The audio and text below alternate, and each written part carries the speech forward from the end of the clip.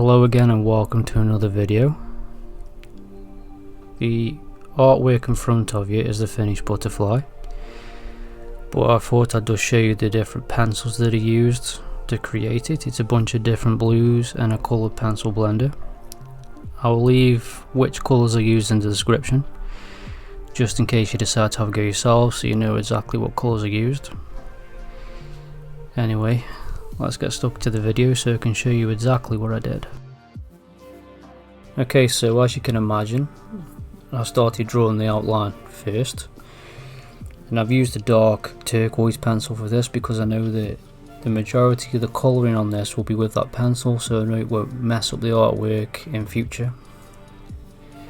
It's also nice to get the outline done before you start to shade, because if your proportions are wrong when you start shading, it'll be a bit of a pain to fix in the future. You can also see me shading out the edge of the wings, some of the darker areas with this dark turquoise, and I've done that because it looks a bit like a butterfly before I start adding in some of them lighter details. And what I mean by lighter details is basically the turquoise pencil and the Artic Blue pencil. Well, it's called Turquoise Green, but it's turquoise. And I'm just giving myself a bit of a feel for the colours that I want to use, so I've just laid them colours down flat. And I know that at some point I'm going to come back in with the Turquoise Dark pencil, lightly shade over the top so they mix together, and then I'll go back in with the Turquoise Green, and then I'll go back and forth like that, mixing the colours until I get the right consistency that I want. And anywhere on the reference where it's lighter than them colours, like where the light is shining through the wing a bit more powerful, I will go in with that Artic Blue and lighten them areas up. You can actually see the colour changing on the time lapse.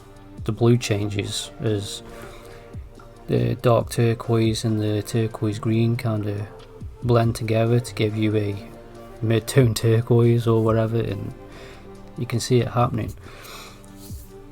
The white dots at the top are from the reference. This butterfly has these white dots at the top of his wing, so I left the paper white there, and then I used the Artic Blue to kind of blend the turquoise towards the paper so it looked more natural.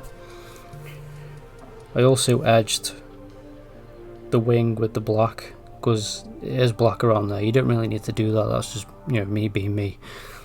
Basically, firstly I would shade all the wing in first with your lighter colours, because it's all dependent on the paper, but you're best off going from light to dark with coloured pencil. And then once you've done that, you can start adding in the veins. This particular butterfly has black veins running through his wings, so I had to make sure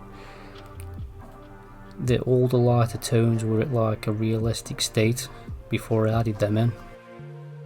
So the bottom half of this wing is exactly the same as the top half of this wing. There's no difference in colour, there's no different positioning of the lighting, so all I had to do was follow the same procedure as I did on the top half of the wing. I would say the only difference is that you should look at your references you do this, because it is going to be slightly different to where the veins are and the different colours are. Just try and keep it unique, and then it won't look so generic. Now the wings in the background are drawn a bit differently than the wings in the foreground, and that's because of the lighting, and I can't tell whether the light is shining on the butterfly's back or it's shining from more in the background through the wings, which is probably the case. But as you can see, I drew in the darker shades first, like the outline, but you don't need to do that, that's just me being me again. I also drew in the little swirl patterns that are in his wings, just to tell me where they are. But to colour this, I used the turquoise green with the Artic Blue, shade them and blend them together, and then I used the Colourless blender. And I did this because it's colourless, and all I did was shade over the top of it to kind of blend out the turquoise, and also blend it out into the paper because I left the paper white. And it works quite well. Sometimes you might have to grab a white pencil to help you blend to the white a bit better, but that is basically how this part was shaded. I need to mention as well that I also used a ballpoint pencil eraser, because they are designed to rub away the oils and ballpoint pens, so I found them quite good for coloured pencil. Also sand erasers are quite good, and when you rub over the top of coloured pencil it tends to thin it out and you get more like a stained piece of paper. It doesn't come off completely, but you leave like a nice stained mark. I also did this to kind of blend it out into the white, so I thought that deserved a mention. I did use it, so I will leave it in the description so you know exactly the brand that I used. So we're on to the background now, because the butterfly's finished. It's completely done, I'm happy with it. I also handed in a little stalk for him to land on so he didn't look too boring.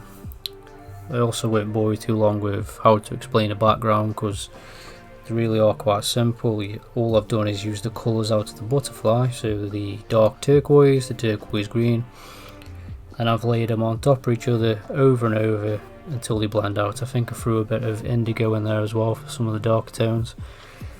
The bottom right hand corner, I had some light coming up from there, so I just stuck to the turquoise green down there and blended it out with the Arctic white. It was basically the colours of the butterflies, just blended a bit differently. It was pretty easy. Okay, so that's this artwork done. It gets to be thrown in the box of art that will never be seen again. If you liked this video, I hope you liked it. Please like, subscribe and comment, and thank you very much for watching.